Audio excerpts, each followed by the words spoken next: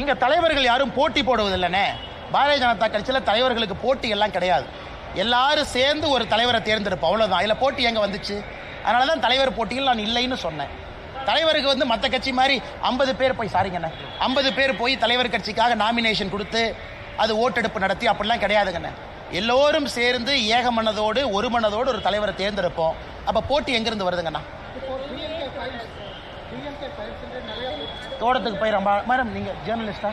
ஐயோ வேண்டாம், ஆமாம். ஏன் தலைவா என்ன மரியாதை கொடுக்க மாட்டீங்களா நீங்கள்? அதுக்குள்ளே மறந்துடுவீங்களா? ஒரு விவசாயியோட பையனாக இருப்பேன், மறந்துடுவீங்களா? என்னுடைய பணி ஒரு தொண்டனாக எப்பொழுதும் தொடருங்கண்ணா. கரப்ஷனுக்கு எதிராக வந்தவன் நான். அதில் சமரசம் கிடையாது, யாராக இருந்தாலும் சமரசம் இல்லை. ஒரு நாள் இல்லைன்னா ஒரு நாள் தமிழ்நாட்டில் நல்ல ஒரு ஆட்சியை கொண்டு வருவதற்கான முயற்சி தொடரும். இந்த நேரத்தில் தேசிய கட்சியாக இருக்கிறோம், பல விஷயத்தை பார்க்கணும். 2026 தேர்தல் தமிழ்நாட்டுக்கு முக்கியம், மக்களுக்கு முக்கியம். மக்கள் திரும்ப 5 வருஷம் இதே திமுக கொடுமையில் மக்கள் மறுபடியும் 5 வருஷம் மாட்டணுமா? அதையெல்லாம் பார்க்க வேண்டிய கட்டாயம் இருக்குது.